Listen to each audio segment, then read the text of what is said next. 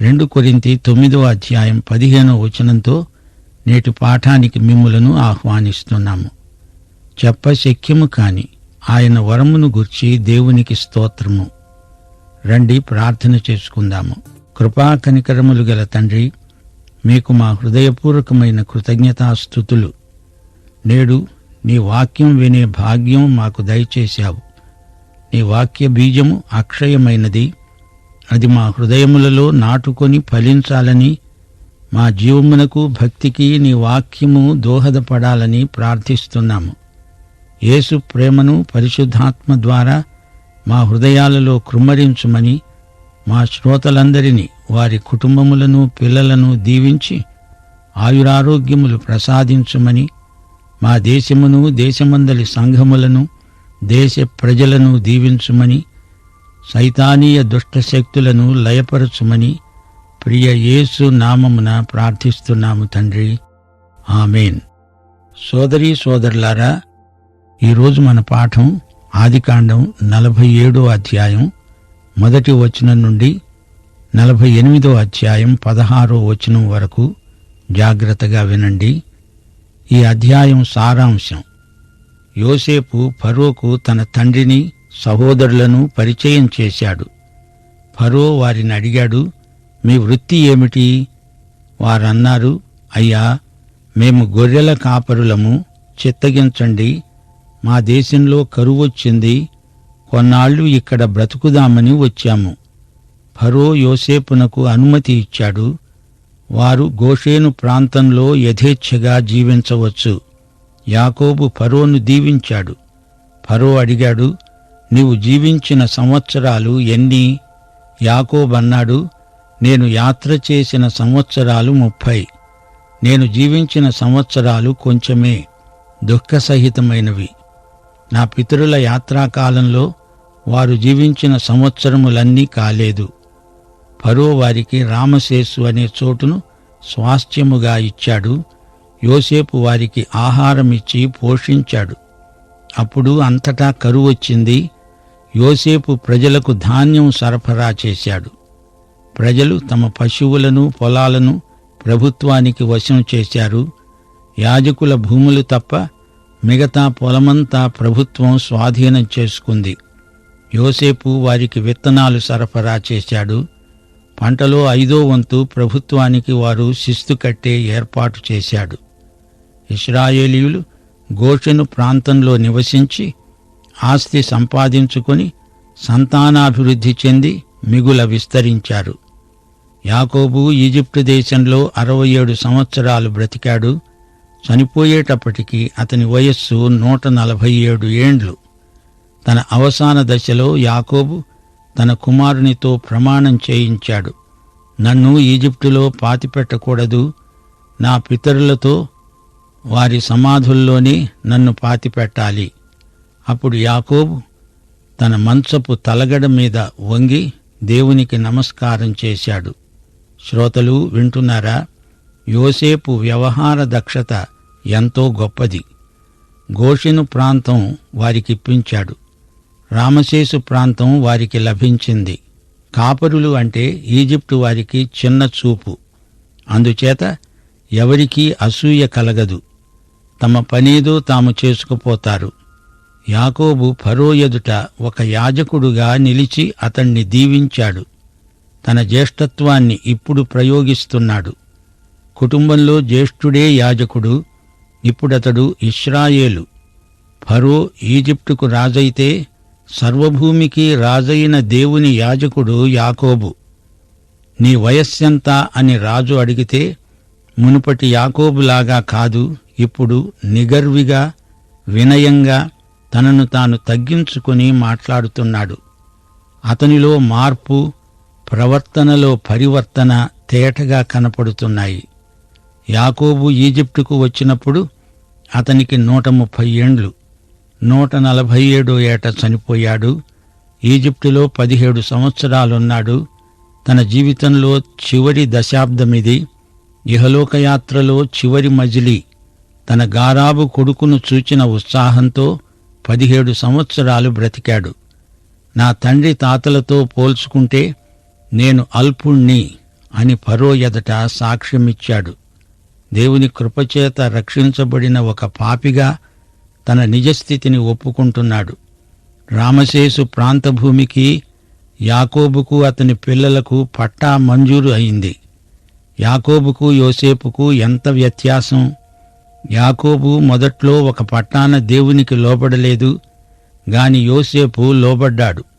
యాకోబు తన స్వంత చిత్తాన్ని నెరవేర్చుకునే ప్రయత్నం చేశాడు గాని యోసేపు దేవుని చిత్తాన్ని వెదకిన వ్యక్తి. యాకోబు కోసం దేవుడెంతో ప్రయాసపడవలసి వచ్చింది. గలతీ 4:19 పౌలన్నాడు, క్రీస్తు స్వరూపం మీలో ఏర్పడే వరకు మీ విషయమై మళ్లీ నాకు ప్రసవ వేదన కలుగుతోంది. యోసేపు తన పై అధికారికి చెప్పకుండా తనవారైన తండ్రికి సోదరులకు ఏమీ చెయ్యడు. ఎంత నమ్మకమైనవాడో చూడండి. అతడు ఎంత గొప్ప పదవిలో ఉన్నా అతడు నమ్మకమైన గృహ నిర్వాహకుడు. ఫిలమోనుకు ఒనేసిము గొప్ప నష్టం కలిగించాడు. ఒనేసిము అనే పేరుకు అర్థం ప్రయోజకుడు.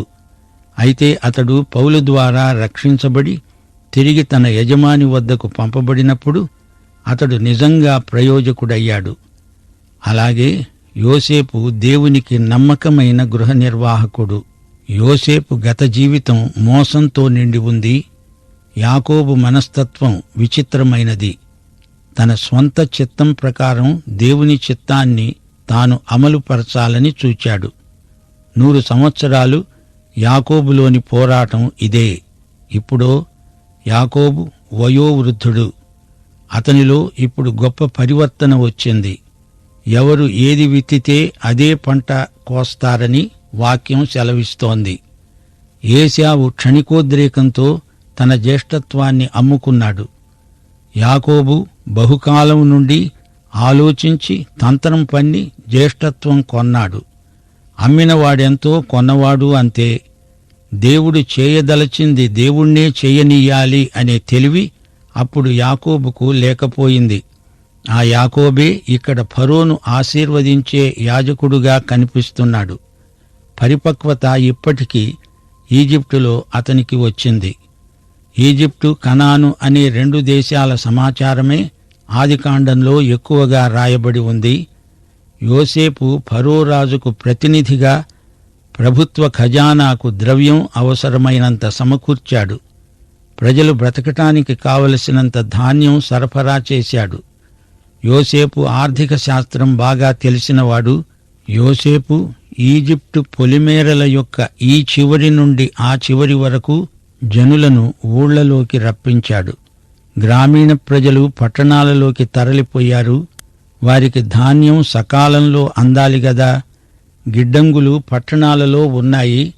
అందుకే ప్రజలందరూ గ్రామాలు విడిచిపెట్టి తమ భూములను, ఇళ్లను, వాకిళ్లను విడిచిపెట్టి పట్టణాలకు ఎగబడ్డారు. చూచారా, యాకోబుకు యోసేపునకు ఎంత వ్యత్యాసమో. మొదటి నుండి యాకోబు ఉపాయశాలి, యోసేపు ఉపకారశీలి. యాకోబు 147 సంవత్సరాలు బ్రతికాడు. చనిపోతూ యాకోబు కోరుకున్నదేమిటి? నన్ను ఈజిప్టులో కాదు, నా పితరుల మధ్య మన దేశంలోనే నన్ను పాతిపెడతానని నీ చెయ్యి నా తొడ కింద ఉంచి ప్రమాణం చెయ్యి. యోసేపు సరే అన్నాడు. తాను కనాను భూమిలోనే పాతిపెట్టబడాలి అని అతని అంతిమ కోరిక. తన కుటుంబం ఈజిప్టులోనే స్థిరపడిపోతారేమో అనే ఆందోళనను అతడు వ్యక్తం చేస్తున్నాడు.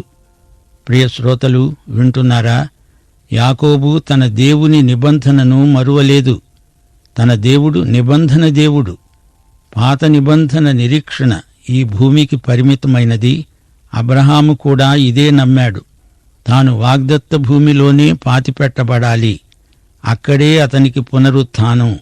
అదే ఇస్సాకు నమ్మకం. యాకోబు కూడా అదే నమ్మాడు. అయితే దేవుని సంఘం తన నిరీక్షణను ఇహలోకానికి పరిమితం చేయదు. సంఘానికి ఇంకా విస్తృతమైన నిరీక్షణ ఉన్నది. యేసు ప్రభువు వద్దకు సంఘం ఎత్తబడుతుంది. నూతన యెరూషలేములో ప్రవేశిస్తుంది. అదే సంఘము యొక్క శాశ్వత నివాసం. ఈ నిరీక్షణ నిత్యత్వం వరకు పొడిగించబడుతుంది. అయితే పాత నిబంధనలోని నిరీక్షణ దేవుని రాజ్యము ఈ భూమి మీద స్థాపించబడుతుంది అనేటంతవరకే. అది జరిగినప్పుడు ఇశ్రాయేలు నిరీక్షణ నెరవేరినట్లే. ఇశ్రాయేలు ప్రజ ఇహలోక రాజ్యము కొరకే లేపబడతారు. 1000 ఏండ్ల పరిపాలన నిత్య రాజ్యానికి ప్రయోగం మాత్రమే. ఆ తరువాత నీతి నివసించే నిత్య రాజ్యం ప్రవర్తిల్లుతుంది. అందుకే యాకోబు ఈజిప్టులో పాతిపెట్టబడడానికి ఇష్టపడటం లేదు. దేవుని వాగ్దానమందు నమ్మకముంచిన వ్యక్తి గనుక కనానులోనే పాతిపెట్టబడాలని కోరుకున్నాడు. లేకపోతే ఎక్కడ పాతిపెడితేనేమి? అయితే ఇప్పుడు మన సంగతేమిటి? ఈ రోజున మనం చనిపోతే ఎక్కడ భూస్థాపన చేసినా ఏ భేదమూ లేదు. సంఘము పైకి ఎత్తబడేటప్పుడు మనం ఎక్కడ ఉన్నా అందరము లేపబడతాము. మన శరీరాలు ఆత్మలు ఏకమవుతాయి. ముందుగా చనిపోయిన వారు లేపబడినప్పుడు వారి శరీరాలలోకి వారి ఆత్మలు ప్రవేశిస్తాయి. ఒకవేళ అప్పటి వరకు మనం జీవించి ఉంటే రెప్పపాటులో మార్పు చెందుతాము. మహిమ శరీరాలు ప్రాప్తిస్తాయి. ప్రభువుతో సదాకాలం ఉండడానికి ఎత్తబడతాము. గనుక మన భౌతిక శరీరాన్ని ఎక్కడ సమాధి చేసినా ఒకటే. క్రీస్తునందు బ్రతికి ఉన్నవారు, క్రీస్తునందు చనిపోయిన వారు అందరూ లేపబడతారు. మన నిరీక్షణ పరలోక సంబంధమైనది. మనకు నూతన యెరూషలేము స్వాస్థ్యముగా అనుగ్రహించబడుతుంది. అయితే పాత నిబంధన నిరీక్షణ ఇహలోకానికి, ఇక్కడి భూమికి పరిమితమై ఉన్నది. అందుకే యాకోబు కనాను భూమిలో తనను పాతిపెట్టవలసిందిగా యోసేపును ప్రాధేయపడి అడుగుతున్నాడు. యాకోబుకు పునరుత్థాన నిరీక్షణ ఉన్నది. వాగ్దత్త భూమిలోనే అతడు సమాధి చేయబడాలని కోరుతున్నాడు. ఇప్పుడు యాకోబు విశ్వాసం శేఖర బిందువుకు చేరుకున్నది. యాకోబు అంతవరకు ఎన్నెన్నో అనుభవాలను చవిచూచాడు. ఆరంభంలో అతని జీవితం అధోముఖంగా పయనించింది. అతని ప్రథమ పాపం అతని మార్గాన్ని అధోతలానికి మళ్లించింది. ఆ మొదటి పాపం బహుకాలం అతన్ని పట్టి విడువలేదు. జీవితాంతం వెన్నంటి ఉంది. యాకోబు బహుకాలం పాపక్షమాపణ అనుభవం పొంది ఉండలేదు. పూర్వం అతనిది వ్యాపార మనస్తత్వం. దేవుని చిత్తాన్ని సొమ్ము చేసుకోవాలని చూచాడు. ఇప్పుడు ఈజిప్టులో పూర్తిగా మారిపోయాడు. యాకోబు మొదటి నుండి పట్టు విడువని మనిషి, అభివృద్ధి కామన గల యువకుడు. పాపం చెయ్యాలని కాదు, పాపంలో పడిపోయాడు. మంచి సాంఘిక లక్షణాలు గల వ్యక్తి, అవినీతిపరుడేమీ కాదు. తన బిడ్డలను వదిలిపెట్టి తిరిగే రకం కాదు. భార్యను ప్రేమించే సంసారపక్షం మనిషి. అయినా యాకోబు ఓడిపోయాడు. ఎందుకని? దేవుని చిత్తాన్ని తన సొంత విధానాలు ప్రయోగించి నెరవేర్చాలనుకున్నాడు. ప్రియ శ్రోతలు వింటున్నారా? దేవుని చిత్తాన్ని దేవుని పద్ధతిలోనే స్వీకరించాలి, అన్వయించుకోవాలి. అది మొదట్లో యాకోబుకు తెలియదు. అతని జీవితాన్ని పాడు చేసిన సమస్య ఇదే. యాకోబు కూడా మొదటి నుండి యిర్మీయాలాగా ప్రార్థించి ఉంటే ఎంత బాగుండేది. దేవా, తమ మార్గము ఏర్పరచుకోవడము నరుల వశములో లేదు. తమ ప్రవర్తనలో సన్మార్గులై మెలగడం వారి వశములో లేదు. ఏశావు బలహీనతను తన స్వార్థానికి దుర్వినియోగపరిచాడు. ఇంటికి వెళ్లి అమ్మకు చెప్పాడు, అమ్మా, నేను తెలివైన పని చేశాను. ఏశావు జ్యేష్ఠత్వం మంచి బేరానికి కొనేశాను.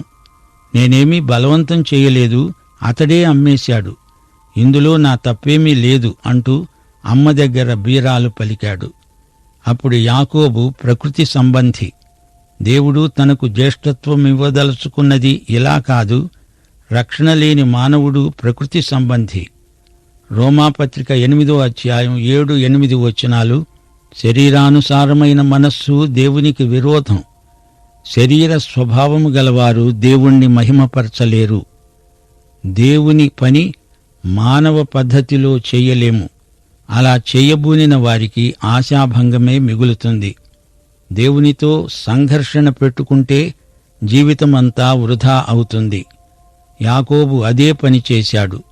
యోసేపు తన తండ్రిని మొదటి నుండి బాగా గమనించాడు. తండ్రి చేసిన తప్పు తాను చేయకుండా జాగ్రత్త పడ్డాడు. అందుకే యోసేపు దేవుని దృష్టిలో గొప్పవాడయ్యాడు. గాని అతని తండ్రి యాకోబు వృథాప్రయాసతో దేవునితో పెనగులాడాడు. ప్రియ శ్రోతలు వింటున్నారా?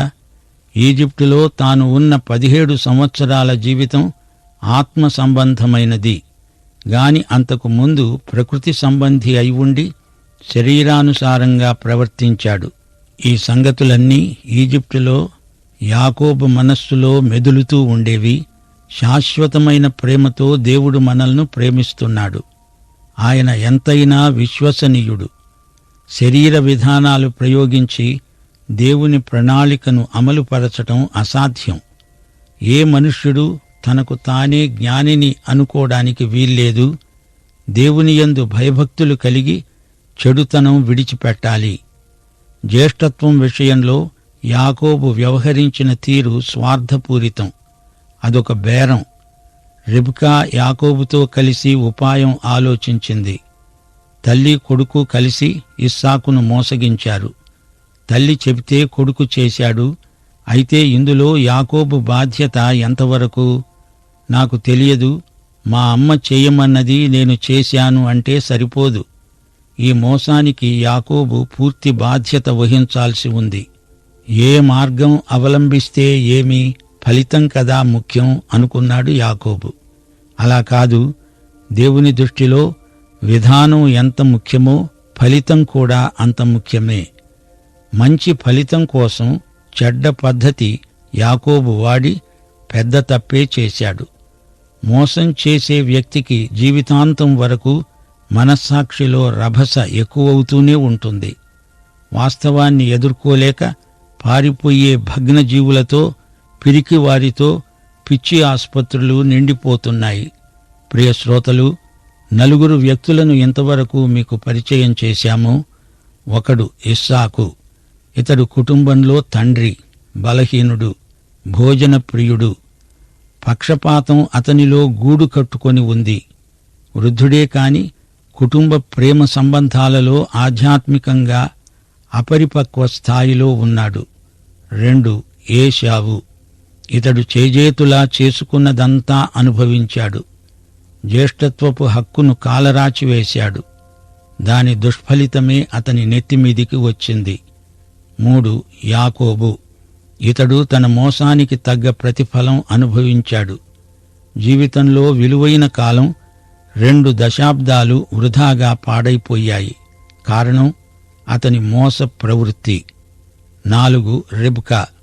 ఈమె కూడా తాను స్వయంగా చేసుకున్నదంతా అనుభవించింది.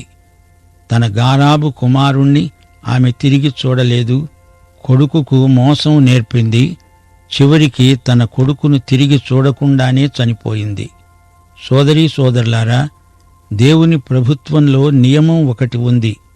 ఎవడు ఏది విత్తితే అదే పంట కోస్తాడు. దేవుడు పక్షపాతి కాడు.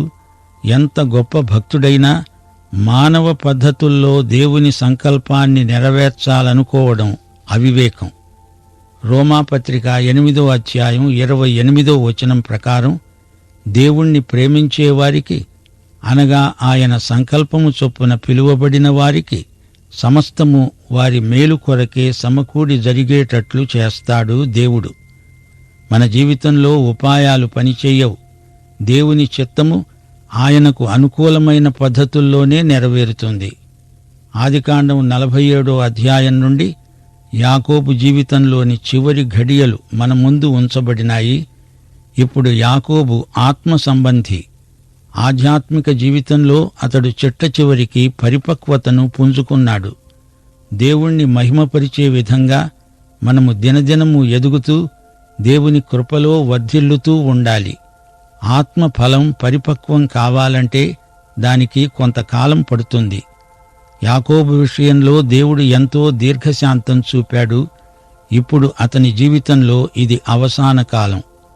ఆదికాండం 48వ అధ్యాయం 1 నుండి 16వ వచనం వరకు ఈ సంగతులు జరిగిన తరువాత ఎవరో వచ్చి, నీ తండ్రికి జబ్బు చేసింది అని యోసేపుతో చెప్పారు. యోసేపు తన కుమారులైన మనష్షే, ఎఫ్రాయిములను తీసుకొని యాకోబు దగ్గరికి తెచ్చాడు. ఇశ్రాయేలు అనే యాకోబు బలం తెచ్చుకొని మంచం మీద కూర్చున్నాడు. యాకోబు తన కుమారుడైన యోసేపునకు తన సాక్ష్యం వినిపించాడు. యోసేపు తన కుమారుణ్ణి యాకోబుకు పరిచయం చేశాడు. యాకోబు తన మనుమలను ముద్దు పెట్టుకుని కౌగలించుకున్నాడు. యోసేపు యాకోబు ఎడమ చేతి వైపు తన కుడి చేత ఎఫ్రాయిమును, యాకోబు కుడి చేతి వైపు తన ఎడమ చేత మనష్షేను పట్టుకొని వారిద్దరినీ యాకోబు దగ్గరికి తెచ్చాడు. మనష్షే పెద్దవాడైనందున యాకోబు తన చేతులను యుక్తిగా చాచి చిన్నవాడైన ఎఫ్రాయిము తలమీద తన కుడి చేతిని, మనష్షే తలమీద తన ఎడమ చేతిని ఉంచాడు. యాకోబు వారిని ఆశీర్వదిస్తూ అన్నాడు, నా పితరులైన అబ్రహాము, ఇస్సాకులు ఎవని ఎదుట నడిచారో ఆ దేవుడు, నేను పుట్టినది మొదలుకొని నేటి వరకు నన్ను పోషించిన ఆ దేవుడు ఈ పిల్లలను ఆశీర్వదించునుగాక. యాకోబు ఆశీర్వచనం గొప్ప ప్రవచనం. ఎఫ్రాయిము, మనష్షే వీరిద్దరూ ప్రత్యేకంగా గోత్రకర్తలవుతారు. అయితే గోత్రాలు 12 గదా, వీరిద్దరినీ కలిపి ఒకే గోత్రం కింద లెక్కించాడు. ఈ 2 అర్ధగోత్రాలే. లేవి ఒక ప్రత్యేక గోత్రంగా లెక్కించబడలేదు. వారు యాజకులు. వారికి భూస్వాస్థ్యం ఇవ్వబడి ఉండలేదు. మిగతా గోత్రికుల మధ్య వీరు యాజకులుగా చెదరిపోయారు. ఎలాగైనా ఏ విధంగా లెక్కించినా మొత్తం మీద గోత్రాలు 12. ఎఫ్రాయిము, మనష్షే వీరిద్దరూ 17 సంవత్సరాల వయస్సు గల యువకులు. యాకోబు తన చిన్న మనవణ్ణి ఎఫ్రాయిమును మొదట ఆశీర్వదించాడు. తన 2 చేతుల వాటం మార్చి యాకోబు ఎఫ్రాయిముకు ఆధిక్యమిచ్చి మనష్షేను అతని కిందికి తెచ్చాడు. యాకోబు తన చేతులను అడ్డంగా తిప్పాడు. ఇక్కడ కూడా యాకోబు తన యుక్తిని ప్రయోగించాడు. యాకోబు తన స్వానుభవాన్ని జ్ఞాపకం చేసుకున్నాడు. తాను ఏశావు కంటే చిన్నవాడు, తనకు జ్యేష్ఠత్వం వచ్చింది. అలాగే ఎఫ్రాయిము చిన్నవాడు, అతనికే జ్యేష్ఠత్వం రావాలి. ఇదే ఆలోచనతో యాకోబు ఈ పని చేశాడు. అందుకే చిన్నవానికే కుడి చేతి ఆశీర్వాదం లభించింది. దేవుని చిత్తం కూడా అదే. దేవుని వాక్యంలో ఇదే నియమం పనిచేస్తూ వచ్చింది. దావీదు తన సోదరులలో అనగా యెష్షయి కుమారులలో చిన్నవాడు. దేవుడు అతణ్ణే ఏర్పరచుకున్నాడు. దీనికి ప్రత్యేక కారణం ఉన్నది. మానవ సహజమైన పుట్టుకను, జ్యేష్ఠత్వాన్ని దేవుడు గుర్తించడు.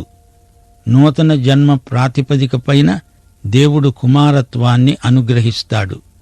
నూతన జన్మ పొందినవారు దేవుని వలన పుట్టినవారే కాని, రక్తము వలన కాని, శరీరేచ్ఛ వలన కాని, మనుష్యేచ్ఛ వలన కాని పుట్టినవారు కారు. మానవ సాంప్రదాయాలను, జ్యేష్ఠ కనిష్ట విధానాలను దేవుడు తల్లకిందులు చేస్తున్నాడు. మనం సహజంగా ఏమనుకుంటాము? జ్యేష్ఠ కుమారునిదే వారసత్వం. కాని దేవుడు అలాంటి జ్యేష్ఠుణ్ణి ఎన్నుకొనడు. నూతన జన్మ పాత జన్మకు కేవలం వ్యతిరేకం. నూతన జన్మ సత్యాన్ని దేవుని నియామకంలో మనం నేర్చుకోగలం. మానవుని సహజమైన యోగ్యతలను బట్టి దేవుడు ఎవరినీ ఏర్పరచుకొనడు. ఒకవేళ సహజమైన యోగ్యతలుంటే దేవుడు వాడుకోగలడు గాని అవి దేవునికి ప్రతిష్ఠించబడాలి. అనేక మంది యువతీ యువకులు ఎన్నెన్నో సామర్థ్యాలున్నవారు మనకు ఎదురవుతారు. వారు క్రైస్తవులే అయినా వారి తలాంతులు దేవునికి ప్రతిష్ఠించబడలేదు గనుక దేవుడు వారిని వాడుకోడు. ప్రతిష్ఠించబడని సామర్థ్యమైన తలాంతైనా దేవునికి పనికిరాదు. ఇప్పుడు యాకోబు తన చేతులను అడ్డంగా మార్చి చిన్నవాడికి అనగా ఎఫ్రాయిముకు ప్రథమ ఆశీర్వాదమిచ్చాడు. ఎఫ్రాయిముకు జ్యేష్ఠత్వ ఆశీర్వాదం లభించింది. దేవుని ఏర్పాటిది. దేవుడు ఈ 2 పిల్లలను అనగా ఎఫ్రాయిము, మనష్షేలను ఆశీర్వదించునుగాక అని యాకోబు వారిని ప్రవచనాత్మకంగా దీవించాడు. దేవుడు తన వాగ్దానము చొప్పున అబ్రహామీయ సంతానాన్ని బహుగా వృద్ధి చేస్తాడు. ఆ వాగ్దానానికి వారసులే ఇస్సాకు, యాకోబు, యోసేపు, ఎఫ్రాయిము. అసలు సంగతేమిటంటే ఎఫ్రాయిము తలమీద యాకోబు తన కుడి చెయ్యి ఉంచడం యోసేపునకు ఇష్టం లేదు. గనుక అతడు మనష్షే తల మీద యాకోబు చెయ్యి పెట్టించాలని తన తండ్రి చేయి ఎఫ్రాయిము తల మీద నుండి ఎత్తి అన్నాడు, నా తండ్రి, నీ కుడి చెయ్యి మనష్షే తలపై పెట్టు, ఇతడే పెద్దవాడు. యాకోబు అన్నాడు, అది కాదు కుమారుడా, ఈ సంగతి నాకు తెలుసు. మనష్షే కంటే అతని తమ్ముడే గొప్పవాడవుతాడు. పాఠం ఇంతటితో సమాప్తం. ప్రార్థన చేసుకుందాం. పరిశుద్ధుడవైన మా పరమ తండ్రి, నీవు మాకు అనుగ్రహించిన ఈ వాక్య పఠన కొరకై నీకెంతో కృతజ్ఞులం. నీవు మమ్మల్ని ఎంతో ప్రేమించి బైబిలులోని గోత్రకర్తల యొక్క వృత్తాంతాన్ని మాకు నేర్పావు. నీకు మేమెంతో కృతజ్ఞులం. ప్రియ తండ్రి, మా శ్రోతలందరూ నీ వాక్య ప్రయోజనము పూర్తిగా పొందాలని, నిన్ను మహిమపరచాలని, నీ కృపను అనుభవించాలని వేడుకుంటూ యేసుక్రీస్తు వారి దివ్యనామమున ప్రార్థన చేస్తున్నాము తండ్రి. ఆమేన్.